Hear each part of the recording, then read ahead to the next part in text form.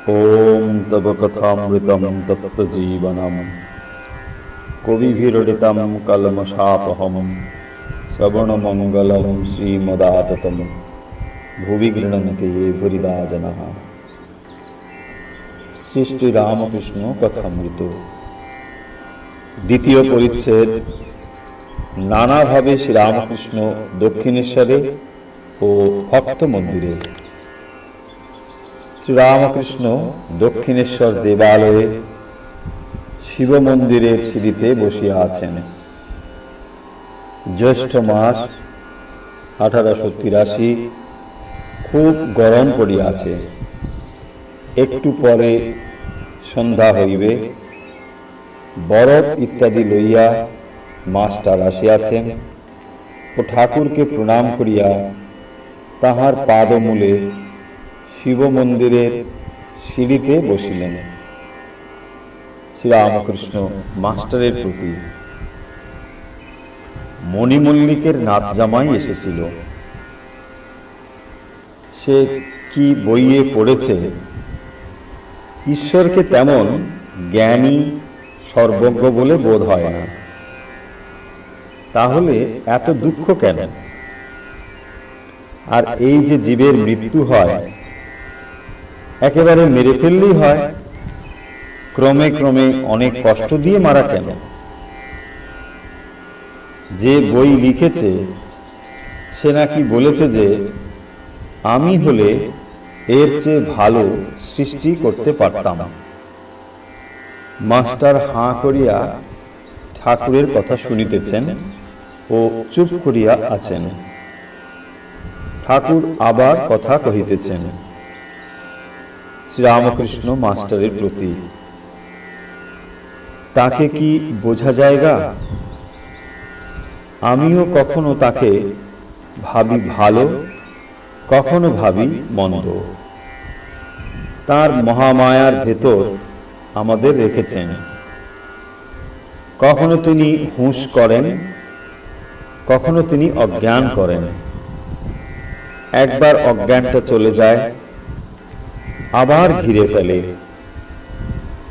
পুকুর পানা ঢাকা, ঢিল মারলে খানিকটা জল দেখা যায়। আবার খানিকক্ষণ পরে পানা নাচতে নাচতে এসে সে জলটুকুও ঢেকে ফেলে। যতক্ষণ দেহ বুদ্ধি ততক্ষণই সুখ দুঃখ, জন্ম মৃত্যু, রোগ শোক। দেহেরই এই সব, আত্মার নয়।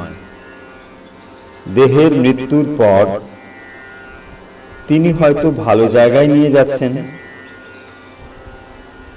যেমন প্রসব বেদনার পর সন্তান লাভ। আত্মজ্ঞান হলে সুখ দুঃখ, জন্ম মৃত্যু স্বপ্নবৎ বোধ হয়।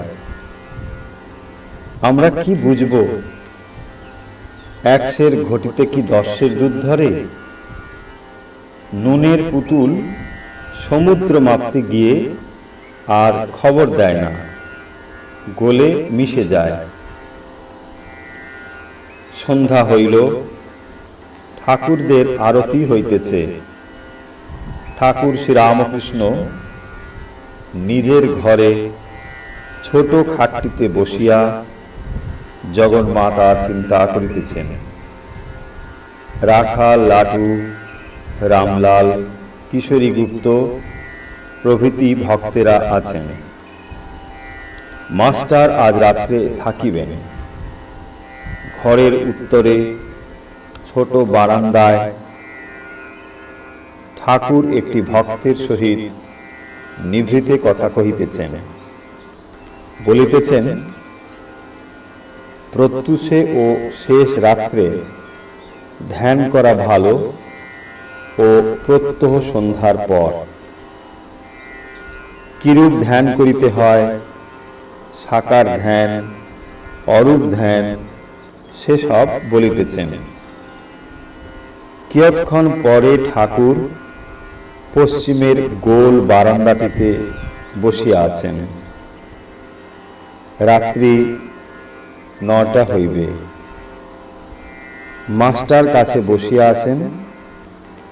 রাখাল প্রভৃতি এক একবার ঘরের ভিতর যাতায়াত করিতেছেন। শ্রীরামকৃষ্ণ মাস্টারের প্রতি, দেখো এখানে যারা যারা আসবে তাদের সকলের সংশয় মিটে যাবে, কি বলে? মাস্টার, আজ্ঞে হ্যাঁ। এমন সময় গঙ্গা বক্ষে অনেক দূরে মাঝি নৌকা লইয়া যাইতেছে ও গান ধরিয়াছে। সেই গীতধ্বনি মধুর অনাহত ধ্বনির ন্যায় অনন্ত আকাশের ভিতর দিয়া গঙ্গার প্রশস্ত বক্ষ যেন স্পর্শ করিয়া ঠাকুরের কর্ণকুহরে প্রবেশ করিল। ঠাকুর অমনি ভাবাবিষ্ট, সমস্ত শরীর কণ্টকিত। ঠাকুর মাস্টারের হাত ধরিয়া বলিতেছেন, দেখো দেখো, আমার রোমাঞ্চ হচ্ছে, আমার গায়ে হাত দিয়ে দেখো। তিনি সেই প্রেমাবিষ্ট কণ্টকিত দেহ স্পর্শ করিয়া অবাক হইয়া রহিলেন। পুলকে পূরিত অঙ্গ। উপনিষদে কথা আছে যে তিনি বিশ্বে আকাশে ওতপ্রোত হয়ে আছেন। তিনি কি শব্দরূপে শ্রী রামকৃষ্ণকে স্পর্শ করিতেছেন? এই কি শব্দ ব্রহ্ম? কিয়ৎক্ষণ পরে ঠাকুর আবার কথা কহিতেছেন, শ্রীরামকৃষ্ণ, যারা যারা এখানে আসে তাদের সংস্কার আছে, কি বলো? মাস্টার, আজ্ঞে হ্যাঁ। শ্রীরামকৃষ্ণ, অধরের সংস্কার ছিল। মাস্টার, তার বলতে? শ্রীরামকৃষ্ণ, সরল হলে ঈশ্বরকে শীঘ্র পাওয়া যায়, আর দুটো পথ আছে, সৎ অসৎ। সৎ পথ দিয়ে চলে যেতে হয়। মাস্টার, আজ্ঞে হ্যাঁ। সুতোর একটু আঁশ থাকলে সূচের ভেতর যাবে না। শ্রীরামকৃষ্ণ, খাবারের সঙ্গে চুল জিভে পড়লে মুখ থেকে সব শুদ্ধ ফেলে দিতে হয়। মাস্টার, তবে আপনি যেমন বলেন, যিনি ভগবান দর্শন করেছেন তাকে অসৎ সঙ্গে কিছু করতে পারে না। খুব জ্ঞানাগ্নিতে কলা গাছটা পর্যন্ত জ্বলে যায়।